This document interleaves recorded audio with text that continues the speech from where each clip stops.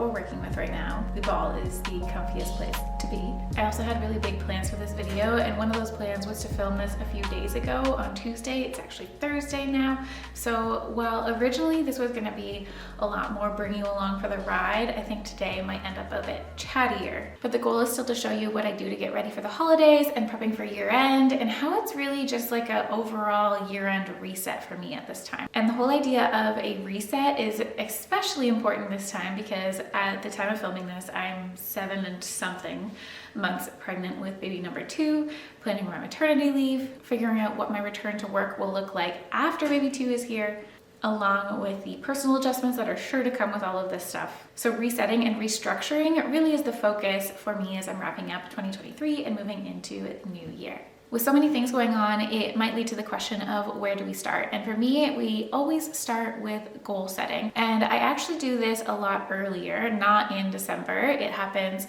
in the fall, where I start to think about what do I want the next year to look like? And honestly, that early start comes from the need to do capacity planning as we start to book out things for January, February, all of Q1 and beyond. But also just like I want to have an idea of where we're going. It's not like everything just drops off after the holidays, but we need to have an idea or at least a general direction. So goal setting happens a little bit earlier, but this is still a really good time of year where I like to check in and reflect on how the year truly shaped up, not only in the numbers, but how I'm feeling about it, and tweak and refine and just finalize all of the plans for going forward. So that's one thing on my year-end wrap-up list that I already did and then I checked in with heavily throughout this month, because it's not just like a one and done thing. I have a specific process that I work through, and I actually guided my mastermind clients through the same process in a virtual workshop that we did a few weeks ago.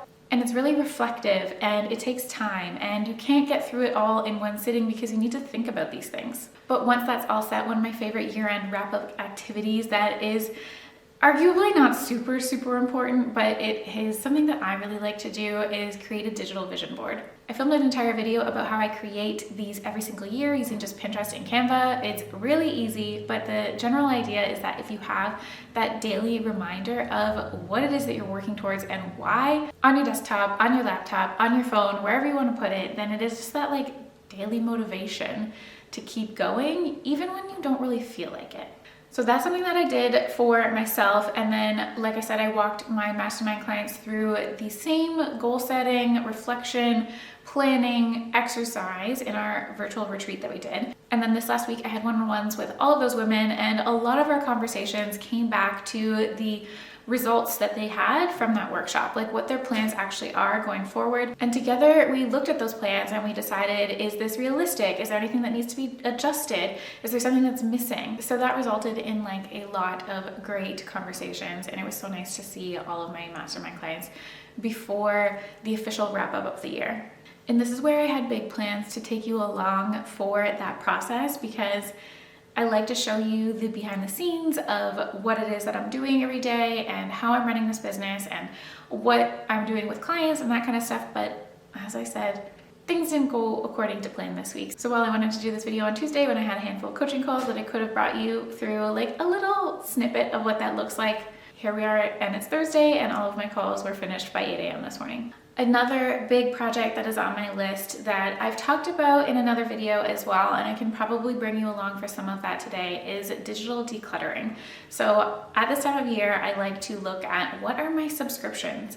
What are my expenses? What things am I paying for that I maybe don't need to be paying for? Where can I cut down on office expenses? What are we not using to the full potential? I like to look at my digital decluttering as more than just organizing my files, because while that seems like the natural place to start, there's so much more to it than that. So yes, there's going to be file organization. I'm going to go through my downloads folder and fix that mess. I'm also going to go through my Canva account, which is usually pretty good, but I know there's some things that are just flitting around without homes. That's a really good place to start, but I like to take it one step further and actually look at all of the tech stack that I'm using. So lately I've been looking at what those expenses are, and that's kind of what inspired the shift from Thinkific over to Thrivecart for all of my digital products in the biz bar.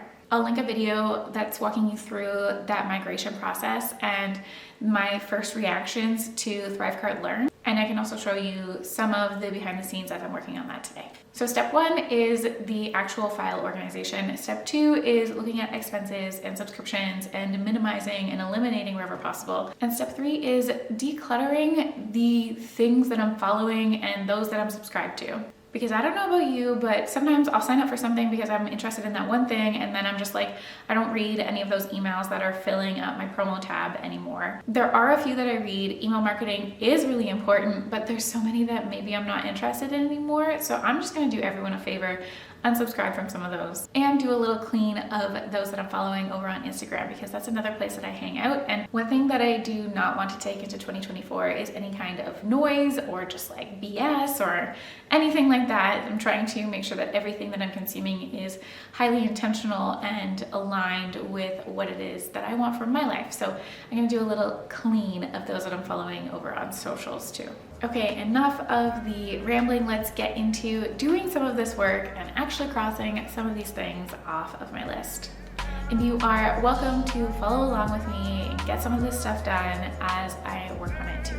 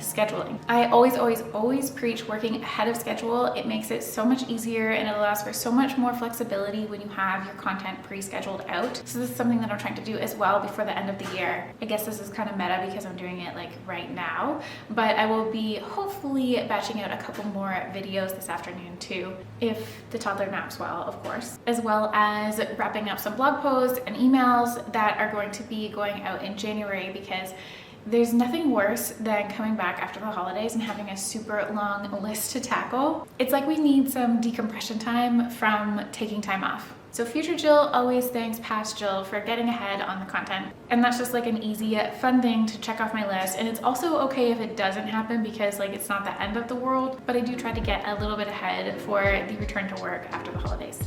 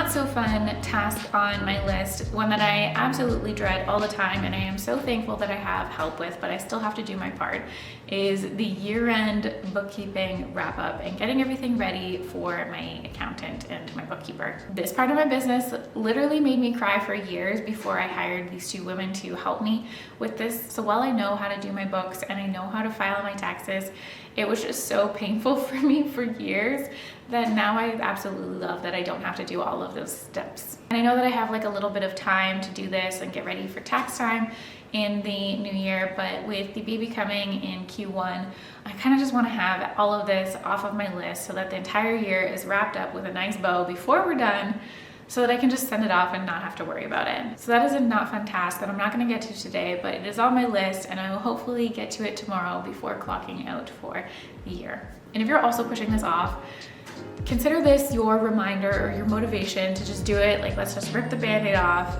and get it over with.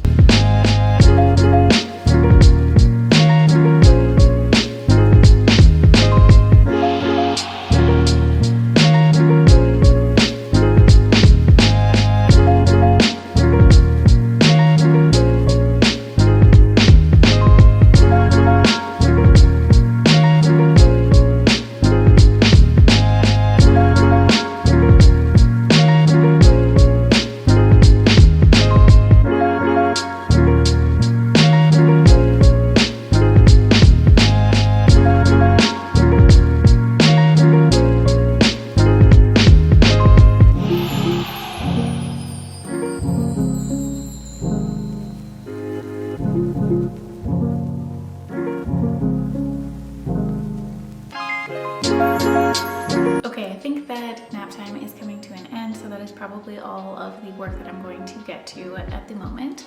But we do have some other things on our list for year-end holiday prep, like grocery shopping and tidying up the house and finishing out some projects that we started. One of those projects being painting the new baby's room to start getting it ready for his arrival. And then of course, through all of the busyness, always remembering to take time to take care of yourself. So I've been trying to prioritize my workouts and journaling, no matter how busy it is that we are with work and life and just all of the things that come with being an adult. If you made it this far in this video, thank you so much for hanging out with me. I hope that you were able to be a little bit productive too, doing your year-end wrap up. Of course, let me know if you have any questions and I will see you guys soon.